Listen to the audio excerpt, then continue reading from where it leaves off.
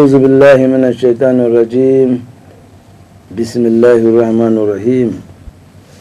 إن الحمد لله حمدا كثيرا نحمده تعالى ونستعينه ونستغفره ونعوذ بالله من شرور أنفسنا ومن سيئات أعمالنا. من يهده الله فهو المهتدي ومن يضلل فلا هادي له. ونشهد كما بنفسه شهد الله أنه لا إله إلا هو والملائكة وأولو العلم قائما بالقسط. لا إله إلا هو العزيز الحكيم الخالق البارئ المصور الذي له ملك السماوات والأرض يحيي ويميت وهو على كل شيء قدير. ونشهد وكفى بالله شهيدا محمد رسول الله والذي أرسله ربه بالهدى ودين الحق بشيرا ونذيرا وداعيا إلى الله بإذنه وسراجا منيرا. بلغ رسالة وأدى الأمانة ونصح الأمة وكشف الغمة وجاهد في الله حق جهاده حتى أتاه اليقين. خاتم النبيين وإمام المجاهدين الذي لا ينطق عن الهوى إن هو إلا وحي يوحى علمه شديد القوى الذي جاء بكتاب عزيز لا يأتيه الباطل من بين يديه ولا من خلفه تنزيل من حكيم حميد. كتاب الذي من قال به صدق ومن عمل به أجر ومن حكم به عدل ومن دعا إليه فقد هدي إلى صراط مستقيم. هذا الكتاب كل من تمسك به وتمسك بالسنة الذي جاء به فقد استمسك بالعروة الوثقى لا انفصام لها والله سميع عليم. وصلى الله تعالى على نبيه الكريم وعلى آله وصحبه ومن تبعهم بإحسان إلى يوم الدين. رب اشرح لي صدري ويسر لي أمري وحلل عقدة من لساني يفقهوا قولي. اللهم لا سهل إلا ما جعلته سهلا وأنت تجعل الحزن إذا شئت سهلا. فعلمنا ما جهلنا وذكرنا ما نسينا وزدنا علما. ثم أما بعد السلام عليكم ورحمة الله وبركاته. وعليكم السلام ورحمة الله وبركاته. Grâce soit rendue à Allah subhanahu wa ta'ala, le clément, le tout miséricordieux, l'omniprésent, l'omnipotent, l'omniscient, qui nous a permis de nous retrouver en ce 16e jour du mois de Ramadan de l'année 1443 et nous retrouver autour de cette table ronde. Et nous souhaitons qu'Allah subhanahu wa ta'ala nous y assiste. Amen.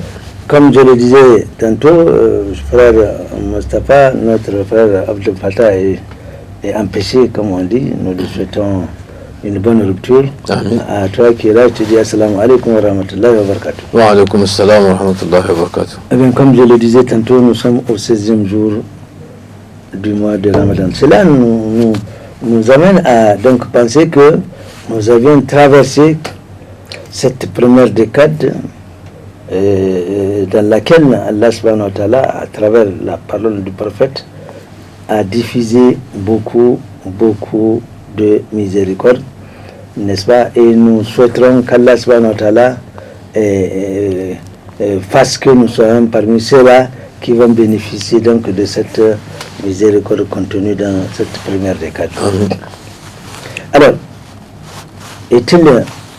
nous voulons en même temps enchaîner que nous entamons et arrivons même à la moitié de la deuxième décade, là où Allah subhanahu wa ta'ala a promis aussi de donner, d'accorder son pardon à beaucoup d'entre nous, en tout cas à travers ces serviteurs qui le méritent bien sûr.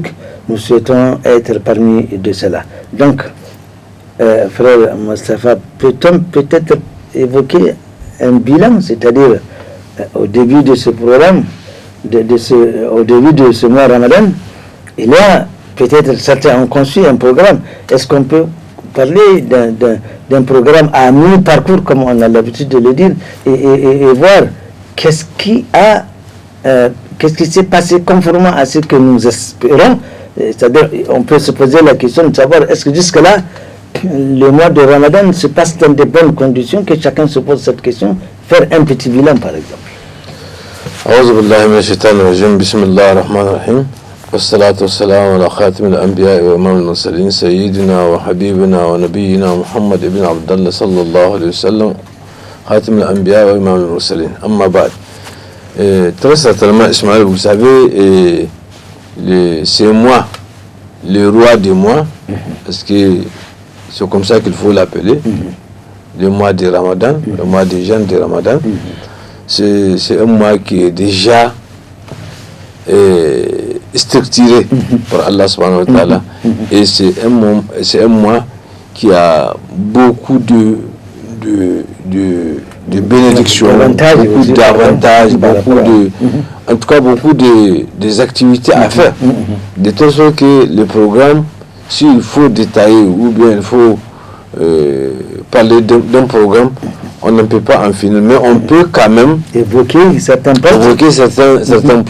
Vous savez, depuis la Nia, depuis l'intention de gêner après donc l'apparition de croissance linéaire, depuis cette Nia-là, nous ne sommes plus en état ordinaire de Ibada. Donc nous sommes dans un état exceptionnel, dans un autre cycle exceptionnel qui a tous ces avantages, qui a tous ces éléments, et qu'il faille prendre avec vraiment beaucoup de sérieux. Donc depuis l'année, je disais qu'on commence déjà à faire quelque chose et à engager des choses, parce que le mois lui-même, il est subdivisé en 3 décades. La première décade que nous avons déjà achevée, il y a 5 jours de cela derrière nous, n'est-ce pas, ou 6. Et c'est une décade, on dit, de Rahma. Et si Allah a dit que c'est une décade de miséricorde, c'est parce que effectivement, tout ce qu'on va poser comme acte pendant cette première décade-là, les 10 premiers jours de ce mois béni, n'est-ce pas, c'est en guise de Rahma. Nous avons la miséricorde par rapport au rite que nous faisons. Donc, que ce soit une prière, que ce soit la lecture du Coran, que ce soit l'envie que nous avons du début, il y a la fougue du début, n'est-ce pas? Même ça, c'est compensé, c'est récompensé par Allah subhanahu wa ta'ala. Donc, nous engrangeons la miséricorde d'Allah subhanahu wa ta'ala. Maintenant, nous entrons dans la deuxième décade. Elle est presque la fin, parce que nous sommes au 6e jour de cette deuxième décade, qui est la décade de Maghfira, donc de pardon. Allah pardonne le péché de ses serviteurs, de ses ibad, n'est-ce pas? Et c'est la décade dans laquelle on soulève, n'est-ce pas, tous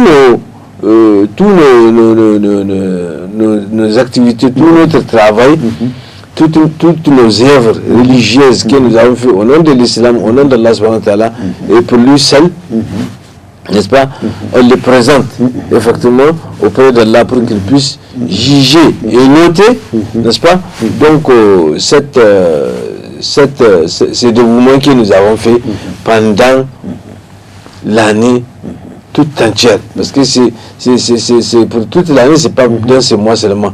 Donc on soulève nos travaux pour que Allah soit témoin et apprécie les choses et nous note par rapport à ça là. Je crois que c'est une étape très importante. Maintenant, par rapport au programme, nous avons pu effectivement exécuter certaines d'autres peut-être suspendus. Donc vous savez, il y a beaucoup de choses qu'il faut faire. D'abord, nous avons réussi à réunir les conditions préalables pour le faire. Pour passer un bon mois de Ramadan, malgré la situation dans laquelle nous vivons aujourd'hui, n'est-ce pas? Nous avons pu quand même le plus minimum possible, donc réunir ces moyens-là. Ça, c'est un deuxièmement, Dieu est clément. Malgré la chaleur, il y avait eu plus de pertes que de mal. On pensait parce que les gens ont pensé que à la mosquée on va tomber, les gens vont risquer de tomber. Les gens transporter des glaces. Oui, justement. Donc vraiment, il n'en est rien de ça. Tout à fait. Les gens font comme naturellement, n'est-ce pas? Donc c'est aussi quelque chose La manifestation du Rahman. Vraiment, c'est assez félicité. Donc, c'est pour vous dire que c'est un mois extrêmement sain. C'est un mois qui, effectivement, il mérite son nom, le roi de 12 mois de l'année. C'est le roi de 12 mois de l'année. Donc, maintenant, par rapport à ça, Ismaël, je crois que ça, c'est une étape déjà accomplie. Maintenant, nous avons fait les 10 premiers jours, vraiment, dans les prières, dans la lecture du Coran, dans l'abstinence, dans les ziyarat, on va au travail, on revient, comme naturellement. Tout à fait. Et nous entrons maintenant dans la deuxième décade qui est presque vers la fin. Mais attention, c'est une décade un peu où on constate on observe un petit relâchement par rapport à la première. On a tendance à dire que les 10 premiers jours sont les jours de joie ou d'engouement comme d'envie. Et la deuxième décade, on constate qu'il y a un peu d'effritement de plus en plus observé autour des mosquées. Il y a des gens, comme je le disais tantôt, des gens qui à l'époque ne venaient pas aux mosquées, mais en début de ce mois, on les voit réintégrer la mosquée. Et c'est là, ma foi, tout le long de la première décade. Mais on a tendance à croire que la deuxième décade, c'est là qui semble être la plus difficile, entre guillemets. N'est-ce pas? On constate que c'est une période où il faut faire attention, il ne faut pas. D'abord, il y a la partie qui gagne l'organisme, n'est-ce pas? Si au début, comme tu dis, il y a cet engouement qu'on a vraiment d'être compétitif contre soi-même, c'est-à-dire de s'éviter de causer tous les actes qu'Allah subhanahu wa ta'ala a interdits.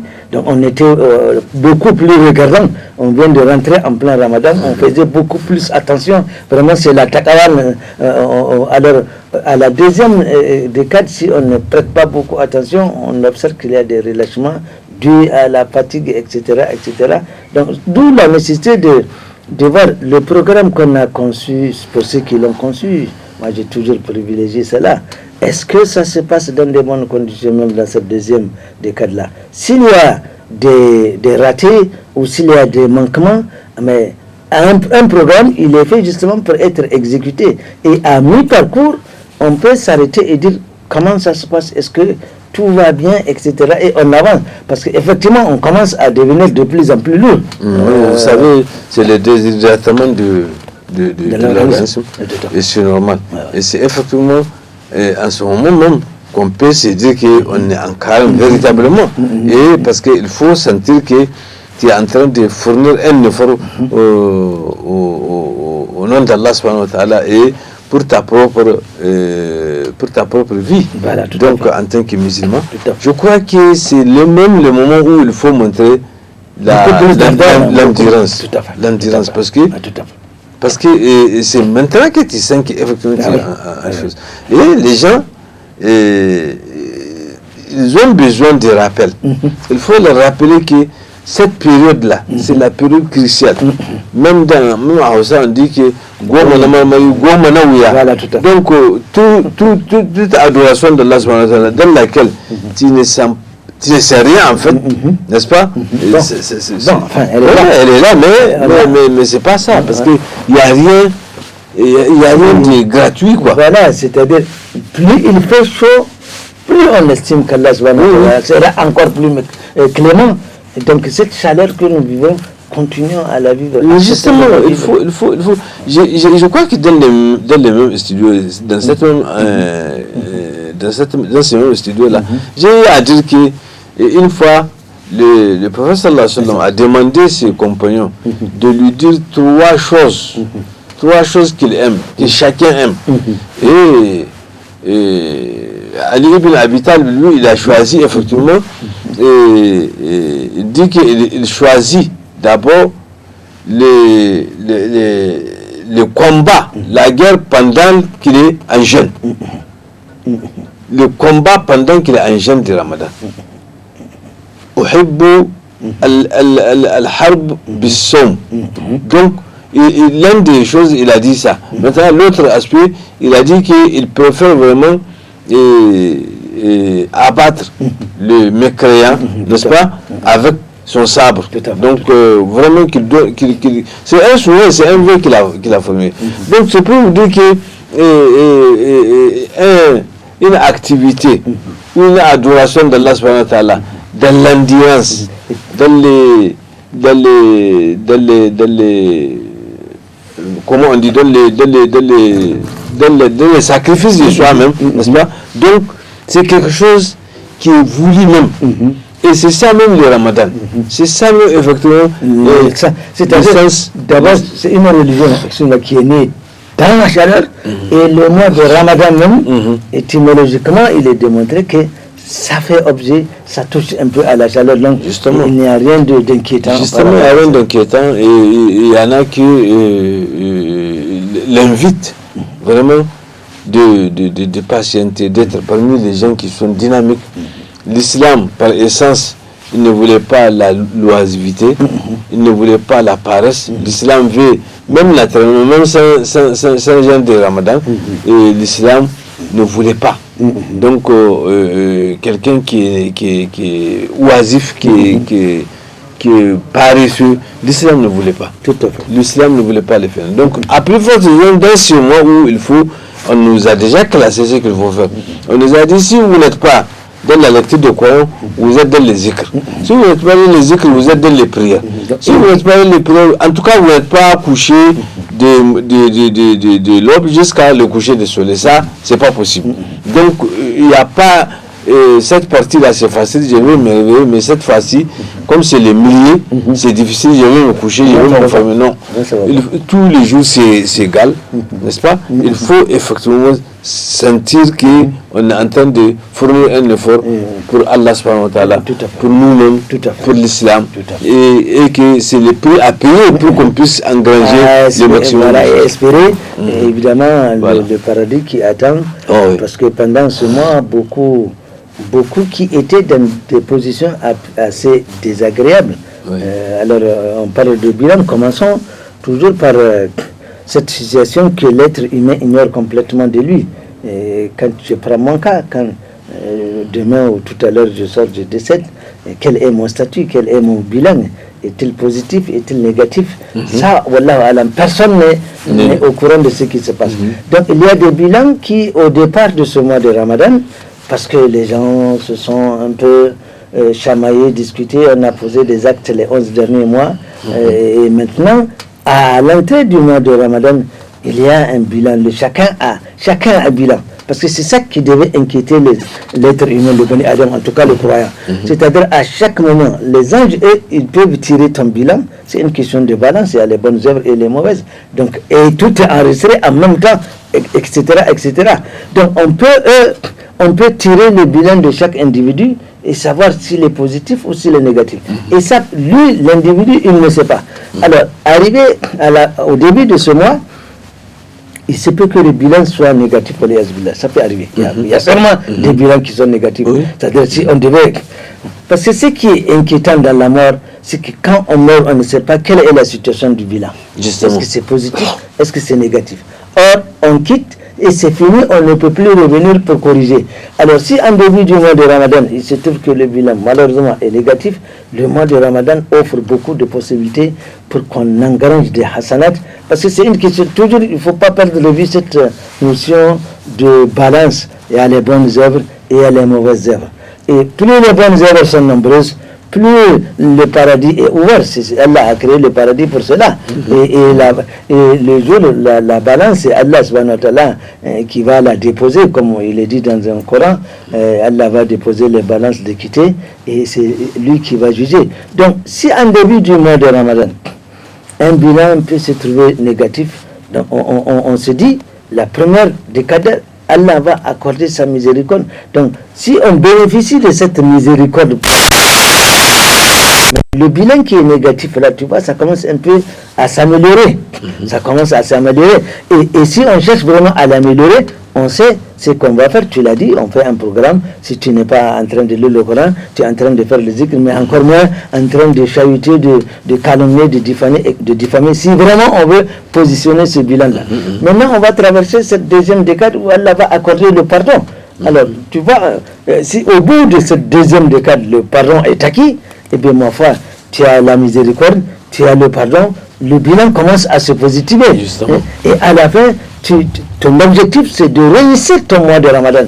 Tu dois le réussir pour rendre ton bilan positif, parce que c'est l'esprit qu'on doit se dire chaque fois, parce qu'on ne sait pas quelle est la situation. Et à la fin, on est affranchi et le bilan se trouve positif à la fin de Vous savez, Ismaël, le Ramadan, c'est extraordinaire. C'est extraordinaire parce que je disais tout à l'heure que c'est à partir même de l'intention qu'on prend à l'apparition des choses. On n'est plus dans l'état ordinaire que nous avons. Donc c'est ce qu'un musulman devrait se mettre.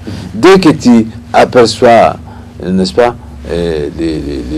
le croissant linéaire de ces mois-là, tu sais que tu n'es pas dans l'état ordinaire, ni de vie, ni d'adoration, ni d'existence. Voilà, parce que là, c'est exceptionnel. C'est parce que, imaginez, c'est un mois dans l'année, mais quand tu regardes le bonus que nous avons l'habitude d'écrire ici, qu'engrange chaque jour, chaque prière, chaque nafila, chaque prière surrogatoire, chaque zikr qu'on va faire, chaque tasbih qu'on va prendre, n'est-ce pas? Si tu vois le bonus que ça va engranger, tu ne peux pas rater ça. Et tu vas comprendre qu'effectivement c'est un mois extraordinaire. C'est un mois extraordinaire. C'est-à-dire, partout, ce sont des malaïkas. Et pour ne pas être perturbés, nous avons appris, n'est-ce pas? Nous avons appris que dès que les croisés on attache les satans, et ça horde. Oui, n'est-ce pas? Donc les satans, des djinns et des autres créatures, n'est-ce pas? Et que les portes de l'enfer sont fermées, hermétiquement fermées, ce sont les portes du paradis qui sont ouvertes. Pourquoi? Parce que l'adoration que nous sommes en train de faire offre la possibilité. Oui, les rites offrent la possibilité. C'est là-bas que ça va conduire. Et c'est destiné à là-bas, c'est pas destiné à l'enfer. Donc les malaïkas qui sont là avec nous, effectivement ce sont les malaïkas de Rahma, ce sont les anges de Rahma, ce sont les anges de bénédiction qui nous bénissent, qui nous encouragent, qui nous magnifient, parce que nous sommes en train d'adorer notre Seigneur vraiment dans les dons de soi, n'est-ce pas? Dans l'abstinence, dans l'abstraction de tout ce qui nous est cher, y compris le boire. Bien sûr. Le boire, l'eau. On se refuse de boire l'eau pour effectivement s'approcher d'Allah subhanahu wa ta'ala. Donc ça là, ça plaît beaucoup aux anges. Et les anges nous magnifient par rapport à ça.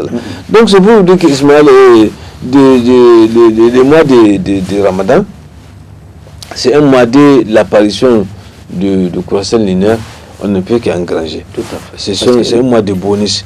Tu sais, moi, c'est la pensée que je me suis donnée, je me suis dit qu'il n'est pas donné à quelqu'un, si tu dépasses ce mois-là, ce n'est pas donné à quelqu'un s'il va voir l'année prochaine. Mais c'est certain, de toutes les façons, c'est un dernier mois de beaucoup d'entre nous. Voilà. Donc maintenant, imaginez, dans les 3 hadiths que le prophète a dit, n'est-ce pas, par rapport à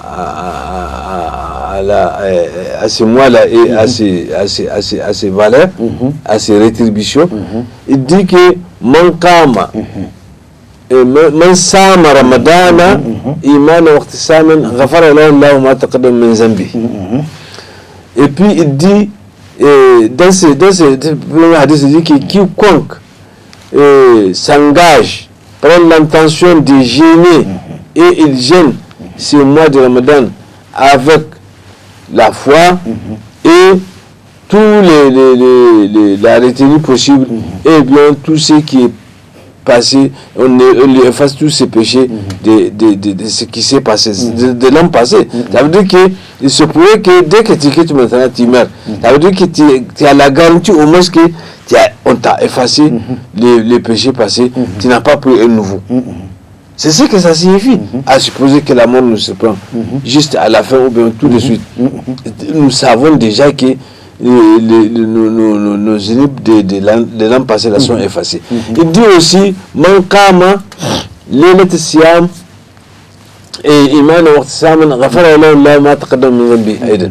Donc, et là également, on dit que quiconque maintenant fait vivre la nuit dans les prières surrogatoires, dans les tarawih, n'est-ce pas, dans les qiyam al-layl, alors lui aussi, qu'il les fasse avec foi et persévérance, et bien lui aussi, ses péchés de l'an passé sont effacés.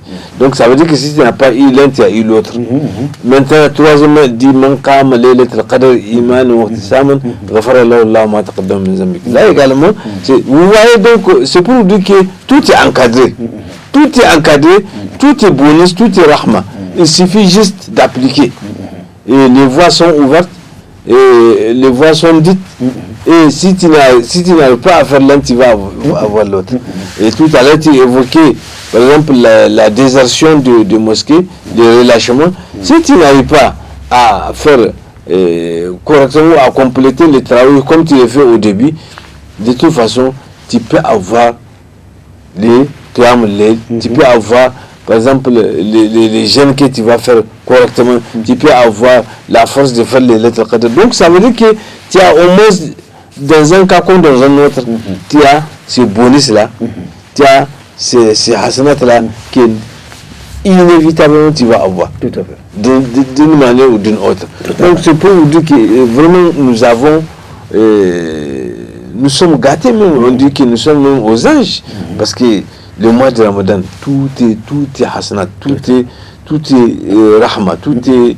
Vraiment, on engrange vraiment les récompenses d'Allah subhanahu wa ta'ala. Tout à fait. Alors, c'est très beau ce tableau que tu viens de vraiment brosser, mais tout se mérite, même dans le mois de Ramadan. Il ne faut pas qu'on se dise, mais c'est le mois de Ramadan, c'est le mois de Rahma, c'est le mois de pardon, c'est l'affranchissement. Tout cela se mérite. Quand nous prenons le tout premier hadith dont tu faisais allusion, oui, vous passez tout un bon mois de Ramadan en jeûnant toute la journée, c'est-à-dire vous abstenez de faire tout ce qui est interdit, etc., n'est-ce pas, pendant tout le long du mois de Ramadan.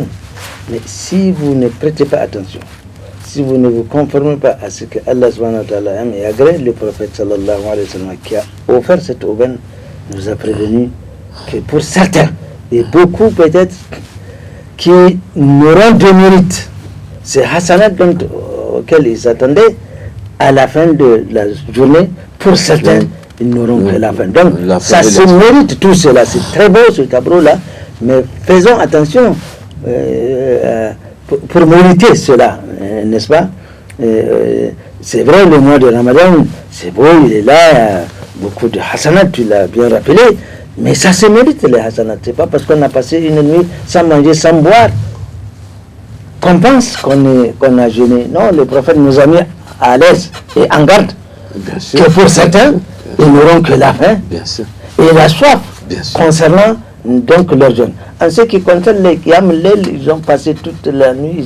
Et il y a un autre aspect aussi qu'il faut qu'on souligne là, dans cette deuxième décade. Au départ, les gens assistent aux prières de Isha'i, Tarawih et Shafa'i de Witr en même temps. Ça c'est l'engouement comme tu dis. Mais dans cette deuxième décade, on constate que les gens viennent aux prières de Isha'i, normal, ils traînent souvent pour les prières de Tarawih, et une fois les Tarawih terminés, il y en a qui s'en vont. Le hadith du prophète qui nous rapporte que quiconque aura suivi le minimum après, avec la prière de Isha'i, les Tarawih et le Shafi'i et Witri, mais on va le considérer comme s'il a passé toute la nuit en prière. Mais si vous rampez une chaîne, c'est-à-dire vous abandonnez la prière de Shafi'i de Witri, qui est la meilleure façon de le faire, c'est en dehors du mois de Ramadan. Mais le Shafi'i de Witri est dans le mois de Ramadan, on a tout intérêt à le faire avec l'imam, donc en assemblée, afin de bénéficier, n'est-ce pas, de cet avantage-là, selon lequel on va vous considérer comme étant en prière toute la nuit. Et là encore, à propos de ces prières, n'est-ce pas, le prophète sallallahu alayhi wa sallam aussi a dit qu'il y en a beaucoup, s'ils ne le méritent pas, c'est qu'ils ont peut-être posé des actes qui annulent complètement ce qu'ils sont en train de faire comme acte. Le prophète dit, ils n'auront que la fatigue. Donc c'est dire que il faut se décider, comme tu l'as dit, d'avoir une niya. Ma niya, dans mon programme numéro 1, comment je dois réussir mon jeûne. Il se peut que c'est le dernier jeûne du mois de jeûne que je verrai. Donc je dois tout faire. D'ailleurs, nous avons en mémoire nos frères et nos soeurs qui, on a commencé le jeûne avec eux, ils n'ont pas pu arriver à cette date-là. Alors nous qui sommes encore en vie, par la grâce d'Allah subhanahu wa ta'ala, c'est pas parce qu'ils ont péché plus que nous ou que nous avions payé beaucoup plus que pour rester en vie. Non, Allah a voulu. Donc, nous devons le remercier d'abord. Mais alors, remercier Allah. Allah, si tu le remercies, qu'est-ce que ça l'augmente? Absolument rien du tout. C'est ce que tu dois même toi savoir comment je vais chercher la satisfaction d'Allah subhanahu wa ta'ala dans ce mois de Ramadan afin qu'à la fin, je m'en sortirai avec un bilan positif. Pour quelqu'un qui pose des actes que le prophète a qualifiés qu'il n'aura en fin de journée que la soif et la faim, n'est-ce pas? Vous savez, Allah a déjà légiféré. Non. Lorsque Allah disait dans le Coran wa laysa lil insani illa ma sa'a wa anna sa'yahu sawfa yura wa yujzahu jazaa al-awfa.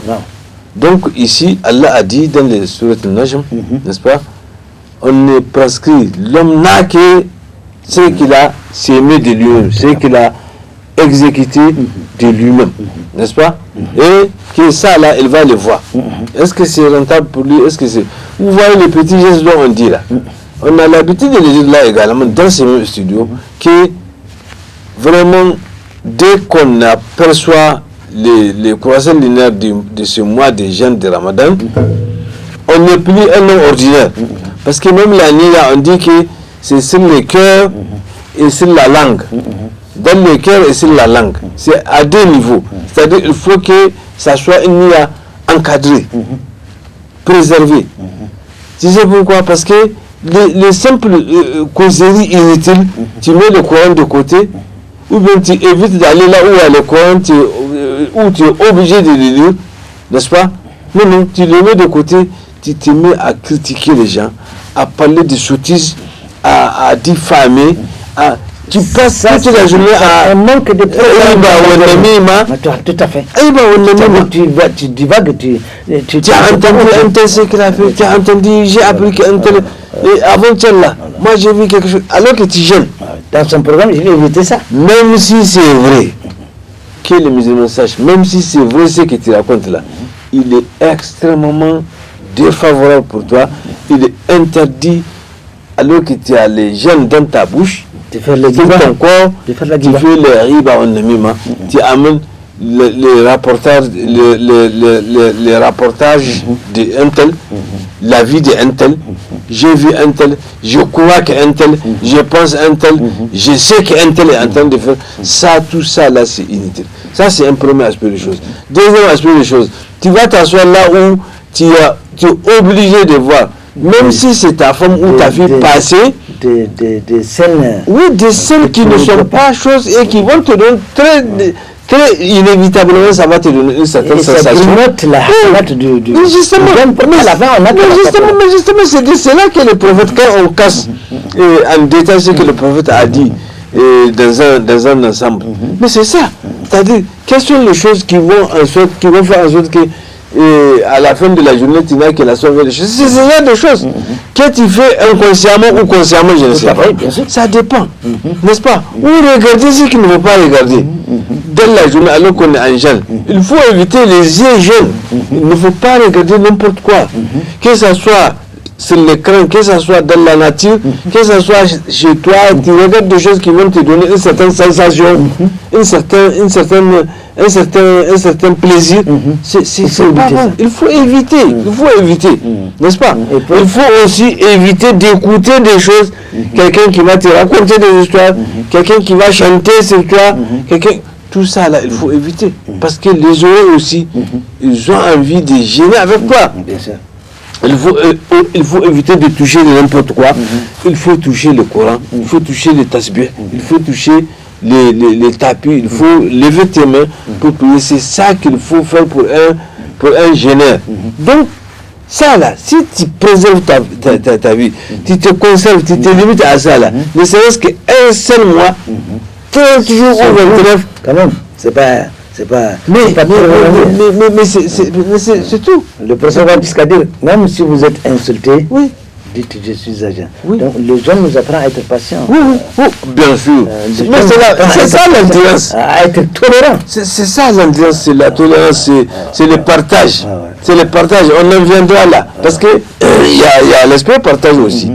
Il ne faut pas aussi être trop ingrat. Tu en as à suffisance et tu refuses de faciliter la tâche à l'autre. Ou tu dilapides.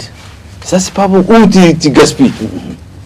Tout ça, ce sont des actes qui vont dans le sens d'endommager un jeune.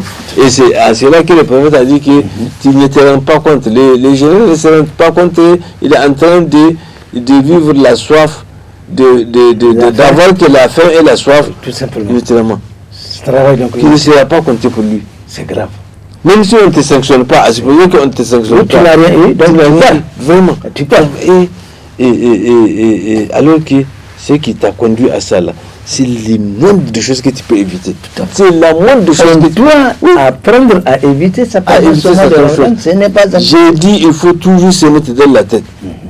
C'est comme si on t'a donné une certaine mission divine. Dès que tu prends les choses, tu n'es plus ordinaire. Dès que tu vois la ligne là, tu dis Nawaitu Somi Shahr Ramadan 30 يوما أو 29 يوما بإذن الله سبحانه وتعالى. خلاص.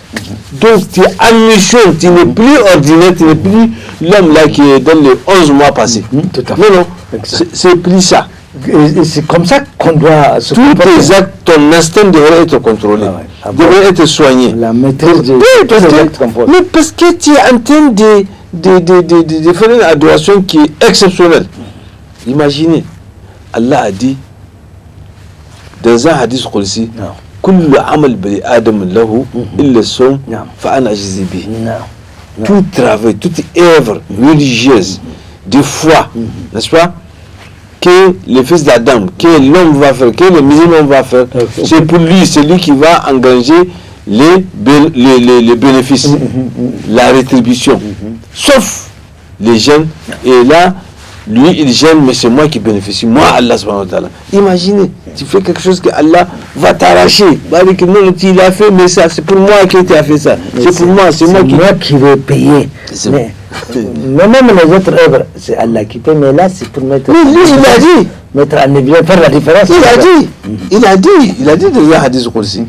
Tu vois, un hadith qudsi, c'est très certainement synonyme d'un verset qui est venu après la clôture du Coran. Parce que c'est Allah qui parle au prophète sallallahu alayhi wa sallam. Donc Allah l'a dit ici. C'est comme Allah a légiféré ici les choses. Donc c'est pour vous dire, Ismaël, que vraiment la personnalité ou la personne d'un génère devrait être une personnalité très soignée, très contrôlée, très respectueuse. Donc pendant que tu gères là, sache que tu es en train de faire un rite de l'islam qui n'a pas son égal. Imaginez que les jeunes, parmi les 5 piliers de l'islam, il est le 4e. S'il faut classer ça par importance ou par valeur, là, il est le 4e. Mais c'est comme si il dépasse tous les autres. Tous les autres premiers là. Parce que là, ce sont des choses qui sont conditionnées. Quand tu prends zakat, qui est la 3e, mais c'est conditionné. C'est conditionné. Il faut avoir une richesse, il faut avoir des biens pour enlever. Et il faut que ces biens-là vivent, je crois, un an, non? Un an de l'opération, tu exécutes ça pendant un an, donc tu enlèves. Si c'est des animaux, tu profites de leur lait, de leur bien, de leur viande, de leurs bénéfices pendant un an. Donc il faut, c'est conditionné, mais ici, c'est direct. C'est direct, Ismaël. C'est-à-dire, ici, c'est direct. Il n'y a pas de condition. Donc, c'est pour vous dire que c'est un mois qui est le 4e pilier de l'islam, mais qui est plus avantageux, qui a plus d'avantages, qui a plus de rétributions concentrées, condensées que les autres. La prière, c'est 5 fois par jour que tu fais ça. Mais, imaginez que les ramadans, et la prière même dans le ramadan, elle est multipliée. Même la prière que tu fais ordinairement, elle est multipliée parce que c'est le ramadan. Parce que c'est ce mois-là. Donc les gens devraient faire attention.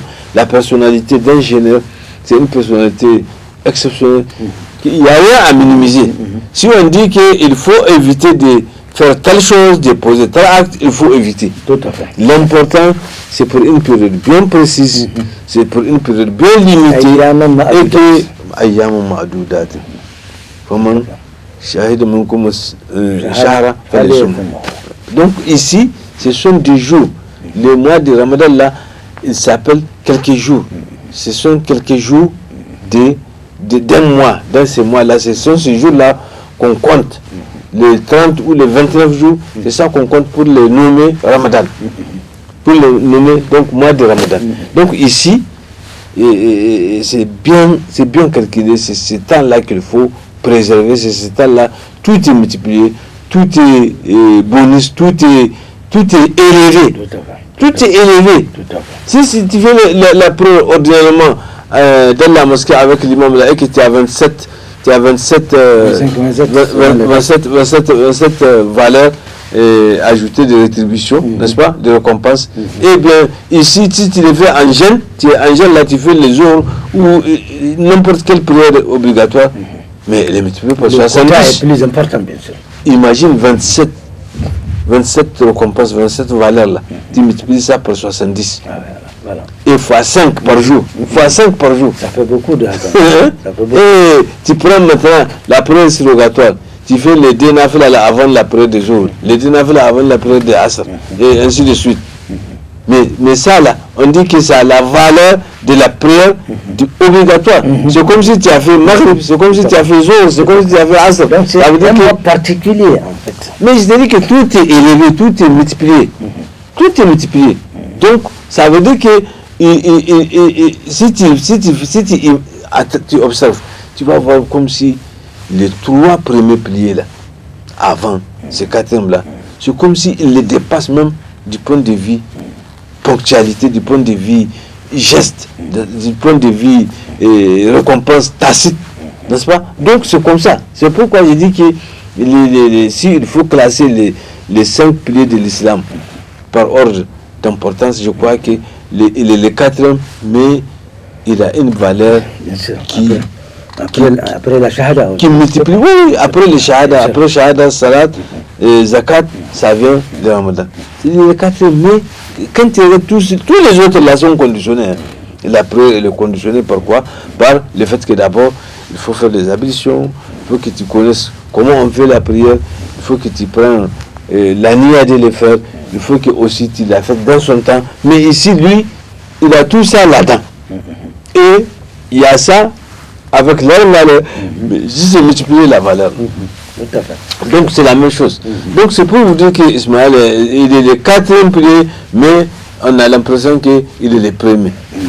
Mais bon, voilà ce qu'il faut comprendre. Après, je dis la Kalma Shahada, parce que c'est en rentrant dans la Kalma Shahada, bon, c'est un classement que nous trouvons là, nous le laissons comme tel.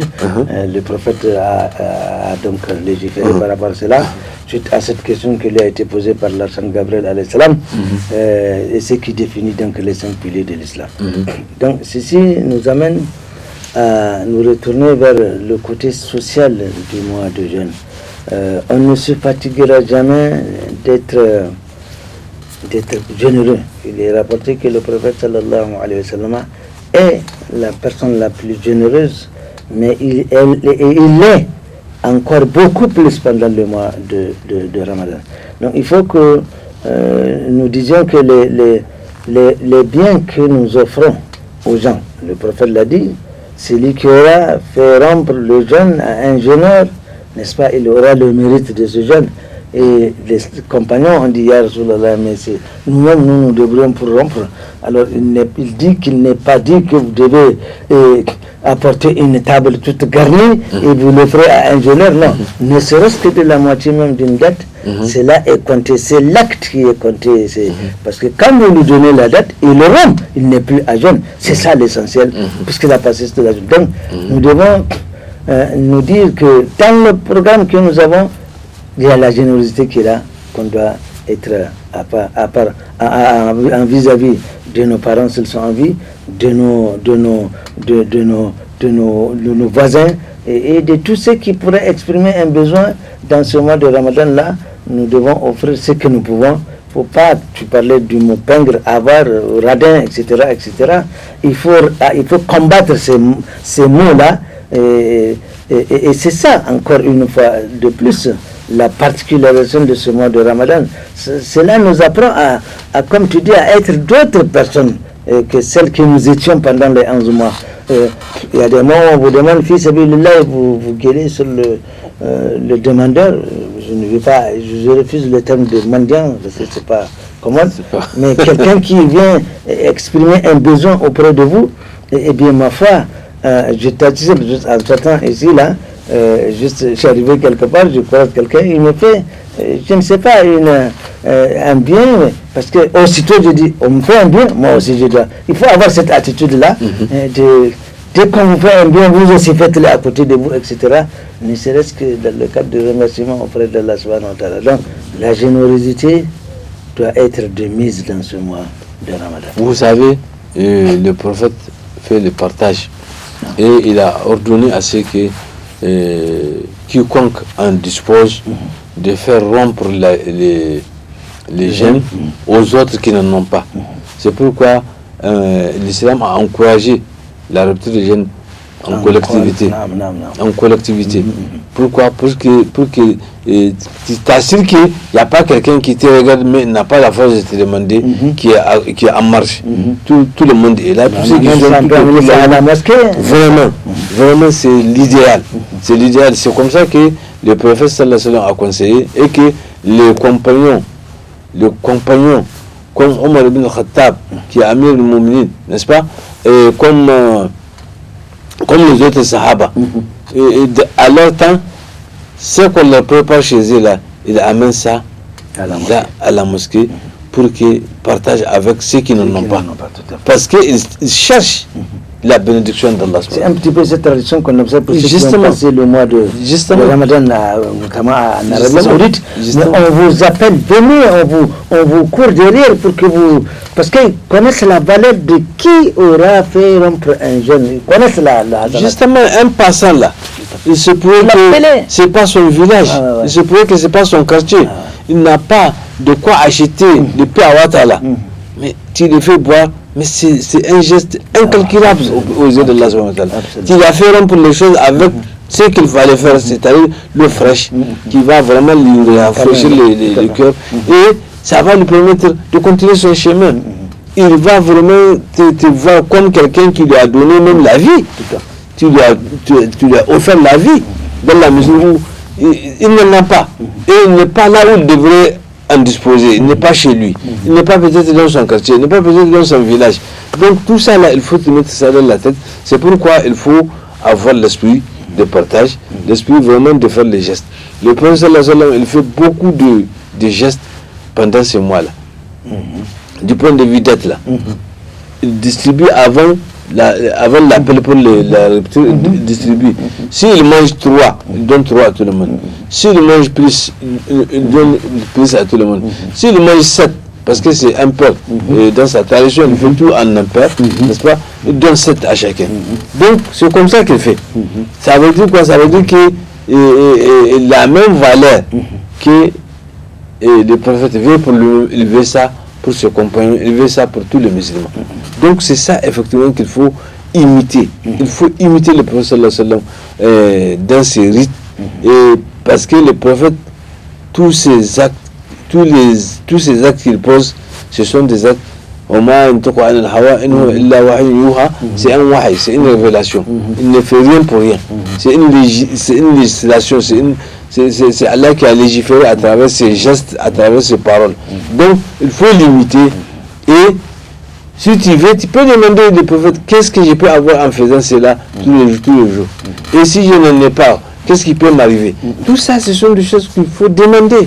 Il faut demander. Et le prophète va te dire, voilà, si tu n'as pas ça, c'est comme ce qu'il a dit. C'est-à-dire, il a fait un préférentiel à la rupture des jeûnes.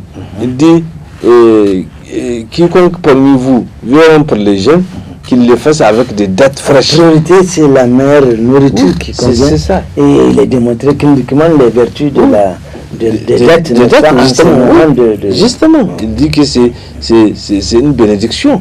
C'est une bénédiction, les dettes. En les prenant, tu es béni. Tu es béni. L'histoire est grande, on ne peut pas se lancer dans ça là. Mais le prophète a dit qu'il faut rompre avec les dettes parce que c'est la bénédiction. Si vous n'avez pas eu les dettes, ne vous inquiétez pas, ne vous embêtez pas. Eh bien, il faut rompre avec le gorgée d'eau parce que c'est la purification. Ça purifie le corps, ça purifie l'organisme. Donc, vous voyez, donc, le plus modestement possible. Et dans un autre hadith, il est rapporté que, je crois que c'est Anas ibn Malik qui a dit que j'ai vu le prophète pendant les mois de Ramadan, là, il multiplie la consommation de concombres, sauvages. Et il mange ça après les dates ou avec les dates. Il mange les dates et il mange des concombres. Donc, il y a un certain nombre d'aliments qu'il faut aussi privilégier parce que ça favorise l'organisme. Donc, c'est pour vous dire que le prophète sallallahu alayhi wa sallam nous a donné beaucoup d'orientations scientifiques et biologiques qui peuvent favoriser l'organisme d'un génère. Il suffit juste de limiter, il suffit juste d'essayer et on a les résultats. Je crois que c'est comme ça qu'il faut voir les choses. Mais sinon, on ne peut pas quantifier les hasanats, les bienfaits qu'on fait. Comme aussi, on ne peut pas quantifier les risques de rater notre jeûne, n'est-ce pas? Et ne bénéficier que de soif et de faim si on ne fait pas attention. Ça, on ne peut pas quantifier ça parce qu'il y a des gestes que tu minimises et c'est ça qui, quand ça s'accumule là, ça te conduit à ces genres de situations. Et ouais, yazbillah. Tout à fait. Alors, frère Moustapha, je voudrais qu'on aborde le sujet féminin, les efforts que les femmes vraiment produisent dans ce mois-là. Elles aussi sûrement auront leur récompense à part, dans la mesure où regardez les difficultés qu'elles rencontrent. Nous, on jeûne en même temps avec elles, n'est-ce pas? Il se peut qu'on est allé au bureau climatisé, on revient à la maison, c'est fini, on se chambre jusqu'à ce que madame, en se met dans la cuisine, la chaleur et tout. Je pense qu'il faut quand même dire à la femme musulmane de continuer ces efforts-là, ces activités qui lui sont dévolues d'ailleurs et dont Allah subhanahu wa ta'ala la récompensera sûrement dans ce mois de Ramadan. Mais vous savez, le prophète a l'habitude, même sans Ramadan, d'avoir de participer, d'avoir vraiment une compassion à sa femme dans le dévouement qu'elle fait dans les foyers conjugaux, n'est-ce pas? Il l'aide parce que les compagnons du prophète ont demandé à Aïcha et les autres femmes du prophète. Mais quand nous quittons les majlis Nabi, quand le prophète rentre à la maison là, mais qu'est-ce qu'il fait? Il dit qu'il fait comme tous les autres hommes. C'est quoi comme tous les autres hommes? Il m'aide quand il voit que je suis à la cuisine avec la fumée, il m'aide à vraiment allumer les feux. En fait, il m'approche des tasses, il assiste dans ce travail là.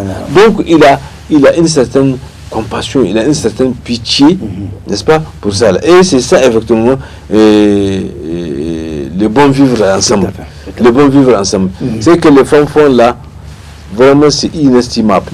Et c'est là où on dit que le paradis pour les femmes, là, c'est un court chemin. Un court chemin peut amener une femme au paradis, tandis que l'homme, là, il faut elle-même chemin, inévitablement. Bien sûr. D'abord, il faut aller chercher. Il faut bien travailler, et travailler illicitement. N'est-ce pas? Il faut aussi entretenir la femme. Il faut être équitable. Il faut ceci, il faut cela. C'est un long chemin, mais elle, c'est un court chemin. Imagine, rien que ce travail qu'elle fait là. Dieu sait c'est la valeur qu'elle a. Parce qu'elle est agent aussi comme ça. Elle est agent comme les autres. Elle est pris comme ça. Voilà. Donc, il y a un plus qu'elle doit. Ça, il n'y a même pas à dire. Dès que tu vois, tu sais qu'il y a un plus. Il y a un plus. Wallahu alam. Si nous ne faisons pas attention, les femmes risquent de se trouver plus récompensées que peut-être nous. C'est possible. Parce qu'elles elles font tout ce que nous faisons. Hein. C'est possible. Elles prient, elles font les zikr, elles lisent le Coran, et elles vont aux prières du travail. Et il y a le supplément de travail qui est très important parce que le mari ou la famille est fatiguée pendant toute une journée affamée. Maintenant, on vous sert et le prophète a dit le jeûneur a deux plaisirs, n'est-ce pas? Surtout quand il va rompre, peu importe avec ce qu'il va, c'est un plaisir pour lui parce qu'il se libère de cette contrainte qu'il s'est volontairement donnée, mais également les récompenses auxquelles il pourrait s'attendre. Donc les femmes, nous pensons que et tu parlais tantôt que Aïcha dit que le prophète se comporte, il l'aide à... Oui. Mais c'est comme ça, il ne suffit pas d'interpréter. Il ne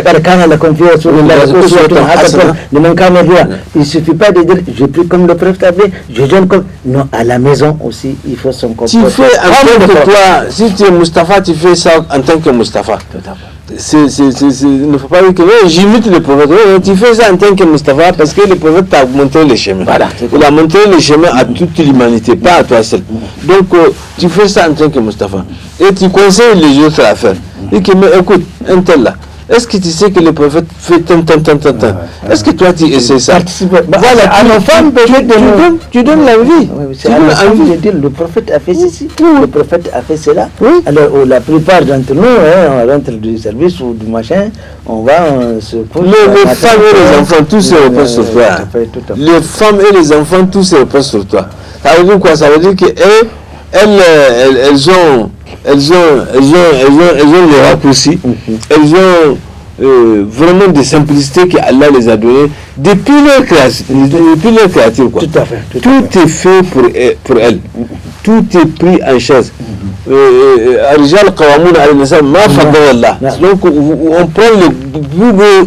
Il faut même mettre le manger dans la bouche de la femme pour la récompenser par rapport aux efforts qu'elle fournit.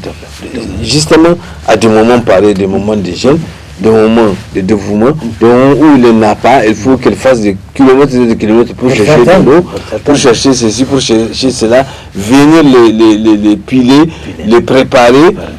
Imaginez. Donc ce sont des choses. Tu peux amener par exemple des mie, de sorgho, de maïs, et la femme tu jettes, et en tant qu'homme, voilà, tu as amené à manger, tu n'attends que le résultat, le tout fini. C'est à elle maintenant de faire le reste. C'est à elle de faire le reste. Donc le reste là, pour que tu aboutis à ces plats-là, il y a un prix à payer. Il y a un temps à donner. Donc ça là, celles les femmes ont ce secret. Si on te met devant ça là, si elle va aller chercher, elle t'amène là, je t'assure que tu ne peux pas. Moi personnellement, je ne sais pas s'il faut faire une chose là, je ne sais pas qu'est-ce qu'il faut mettre les premiers après lui, par exemple. Donc c'est pour dire qu'il y a un certain nombre de choses que Allah a fait exceptionnellement.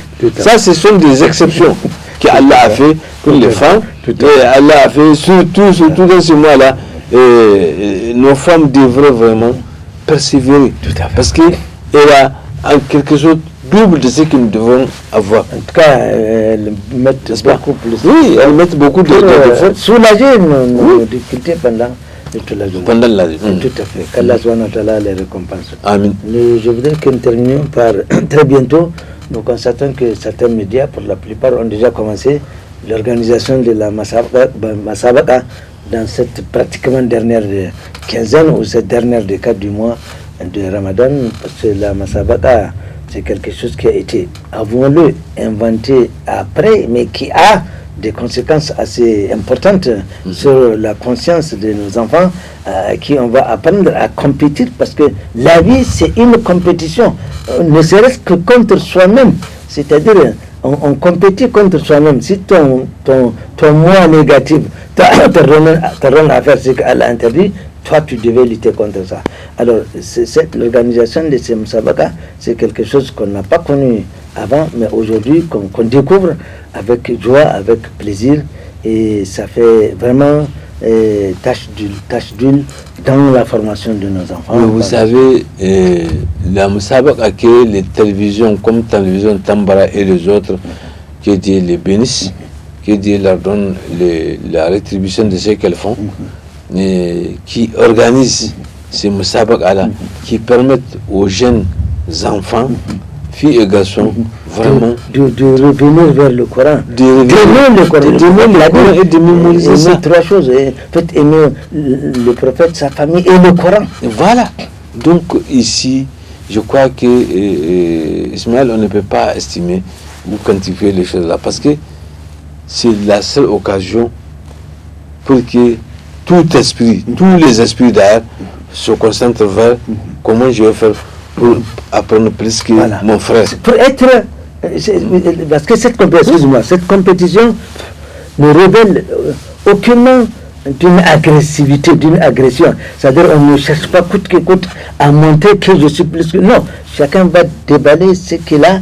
C'est ça la compétition. Voilà. Il faut avoir cet esprit. Il y a toujours, c'est la compétition, il y a toujours quelqu'un qui va gagner et quelqu'un qui va... Il faut savoir donc... Il y en a même qui c'est le plaisir de participer à cette Moussabaqa-là qui fait que les enfants sont heureux, ils sont contents. Mais il faut aussi connaître le mérite pour les mois. C'est le mois du Coran. Donc, tout à fait, absolument. Donc c'est normal. C'est ce qui lui revient, comme on dit dans un autre langage. C'est tout à fait juste. Donc c'est effectivement le moment pour aimer le Coran. C'est le moment pour apprendre facilement. Je dirais même facilement le Coran. C'est le moment pour se comporter, pour se montrer plus brave, plus en avance que l'autre. C'est le moment où il faut apprendre plus de sourates que l'autre. Donc moi je crois que c'est le mois de Coran, c'est moi qui Allah a révélé le Coran. Donc c'est de bonne guerre qu'on puisse vraiment organiser ces Moussabaqa-là. Tous ceux qui le font pour cette télévision dans laquelle nous sommes en train de vous servir, n'est-ce pas? Ils commenceront demain, lundi, Inch'Allah, 17 Ramadan. Donc, vraiment, il faut encourager ça. Ceux qui sont là en train d'observer, il faut contribuer, même si c'est avec un seul Coran, même si c'est avec un seul paquet de cycles. Ça encourage les enfants. Dieu sait. Et puis les hasanats qui sont Dieu sait la mesure de valeur que tu vas avoir à travers ces gestes-là. Dieu sait ce qu'il te réserve en faisant ces gestes-là. Donc c'est très important. En faisant cela, tu as fait vivre ces mois-là comme il est demandé de le faire. Et tu as fait le Coran. Tu as aidé le Coran. Tu as vraiment soutenu le Coran, tu as fait en sorte que les enfants ont lu le Coran. Et dans un autre hadith, le prophète il dit le meilleur d'entre vous, c'est celui qui a appris le Coran et il l'a enseigné. Tout à fait, tout à fait. Donc, où il a facilité à l'enseigner, où il a facilité à ce qu'on l'apprend quelque part. Il a aidé quelqu'un à l'apprendre, parce que lui, il a appris. C'est ce qui est lié au Coran. Voilà. Donc, le Coran, c'est à apprendre. C'est un livre à apprendre. D'ailleurs, apprendre et oublier même, c'est pas bon. On a même une punition quelque part, n'est-ce pas? Et là, il faut éviter, quand on apprend, il faut mettre en valeur et il faut revisiter ça. Donc, c'est à partir de ce mois-là qu'il faut engager le maximum de sciences du Coran et de travailler avec. En travaillant avec, même après ce Ramadan-là, il y a peu de chances que tu oublies quoi que ce soit, jusqu'à arriver à une punition que nous savons. Pour quelqu'un qui apprend ou il récite les versets d'Allah subhanahu wa ta'ala et qu'il les oublie sciemment et il refuse de les appliquer sciemment. Donc c'est le moment pour les faire, c'est le moment pour s'activer à les faire. Et si on ne peut même pas, on peut aider. On peut aider. On a le même partage des hasanat pour les gens qui l'ont appris ou pour les gens qui l'ont récité. Toi qui les a été, parce que dans un autre hadith, le prophète a dit Man salaka tariqatan ila salaka lahu tariqatan ila al-jannah. Quiconque forge une voie, une route pour apprendre les savoirs, n'est-ce pas?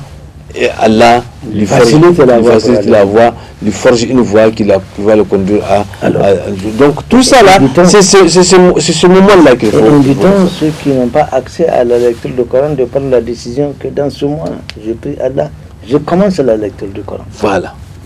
On peut les inviter à cela parce que le mérite en temps normal de chaque lettre du Coran qu'on prononce, le prophète sallallahu alayhi wa sallam, qu'on appliquera le coefficient de 10. À l'exemple, la Fatiha fait 217 lettres, vous la lisez dans ce cadre-là, il vous sera transcrit dans votre registre 2170 hasanat.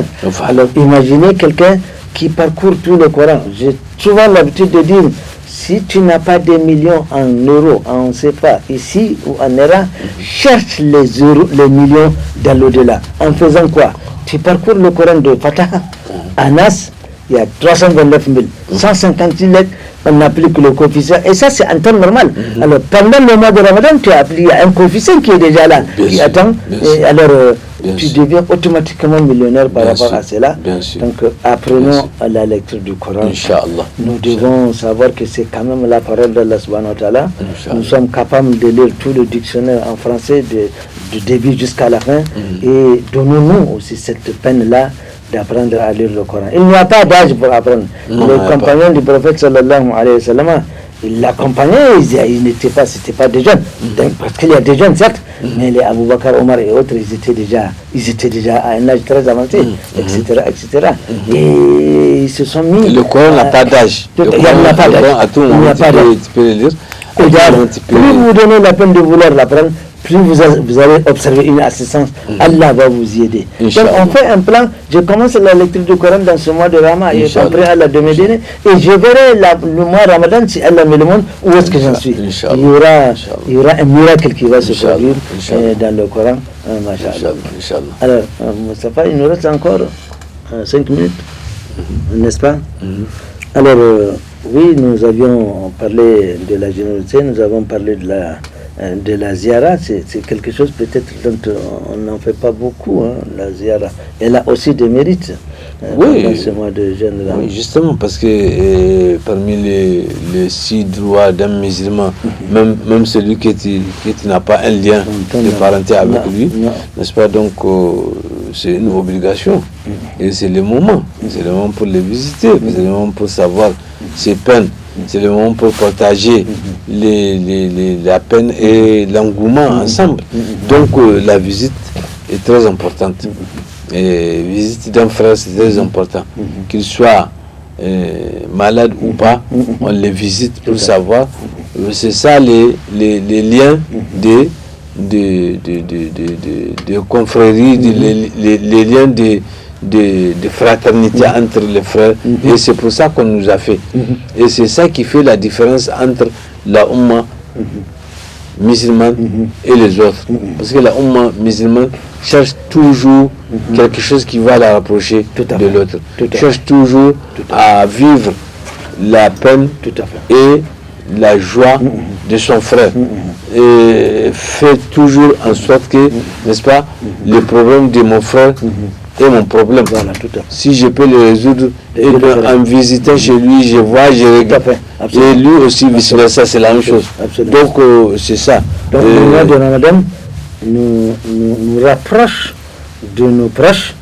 Si même au cours des 11 derniers mois, on ne s'est pas visité, donnons-nous la peine dans ce mois. Oui, justement, c'est un mois de rencontre, c'est un mois de regroupement. Et la preuve, c'est que même dans la preuve, on dit qu'on privilégie les trucs collectifs. Tout à fait, ça a plus de récompenses. Oui, les trucs collectifs. Tu peux quitter, par exemple, ton quartier pour aller le quartier de ton voisin.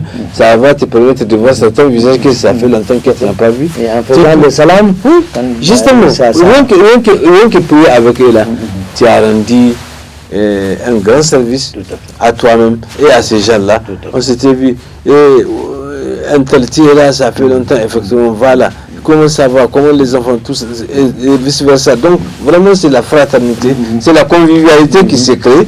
Et cette visite a été. Qui se renouvelle, elle existait, mais elle était pendant le mois de. Justement. 11 mois. Maintenant, tu la ravives. Donc, voilà ce qu'il faut dire et encourager les musulmans à embrasser dans ce mois, le long de ce mois, même les dernières heures de ce mois-là, il faut le faire. Tout à fait. Il faut le faire. Tout à fait. Je crois que nous sommes arrivés au terme de cet entretien. Nous prions Allah subhanahu wa ta'ala de renforcer notre foi afin que nous puissions continuer à mériter de cette récompense abondante qui existe dans ce mois de Ramadan, que nous soyons verticalement en bon terme avec notre Créateur et que nous soyons toujours branchés à son réseau, n'est-ce pas, mais que nous soyons également horizontalement en bon terme avec tout notre environnement. Nous prions Allah subhanahu wa ta'ala de pardonner à ceux qui nous ont quittés au cours de ce mois et nous le prions de nous permettre de rejoindre le bout dans les meilleures conditions qui nous permettraient de récolter le maximum de hasanat. Pour terminer, nous informons les téléspectateurs que la télévision Tambra, Inch'Allah, va commencer la Masabaka demain. Nous en parlions tout à l'heure. Il faudrait encourager ces médias qui font ces efforts très importants au niveau de la Oumma. Le Niger se particularise en ce genre. Il y a beaucoup de pays où il y a l'islam, mais le Niger est en avance sur beaucoup de pays dans ce genre d'organisation qui ramènent les enfants à se concentrer au Coran. Et ça, c'est très important. Donc, soutenir ces médias-là, dans ce sens-là, en faisant ce que tout le monde sait, on n'a pas à citer, donc il faut les soutenir afin que nos enfants puissent compétir dans la joie. On les voit, comme je disais, la compétition, ce n'est pas une guerre, ça leur fait plaisir. Donc offrons ce plaisir à nos enfants et ça leur permettra de rester toujours dans leur islamité. Ils vont grandir dans cette foi-là. Tu nous termines cette table ronde, Mustafa, par une prière. اللهم انفعنا بالقرآن وانفعنا بالرمضان شهر القرآن اللهم انفعنا بالقرآن الكريم وانفعنا برمضان شهر القرآن الكريم لا إله إلا أنت اللهم أسترنا اللهم تقبل منا اللهم تقبل منا وجزينا جزاء الأوفى لا إله إلا أنت إليك نصلي وإليك نعبد يا رب العالمين يا رب العالمين اللهم صل على محمد وعلى آل محمد كما صليت على إبراهيم وعلى آل إبراهيم في العالمين إنك حميد مجيد إن الله وملائكته يصلون يا أيها الذين آمنوا صلوا عليه وسلموا تسليما اللهم صل على محمد وعلى آل محمد وسلم تسليما سبحان ربك رب العزة عما يصفون وسلام على المرسلين والحمد لله رب العالمين والسلام عليكم. L'élément, Inch'Allah, sera rediffusé le jeudi à partir de 17h30. Salam alaikum.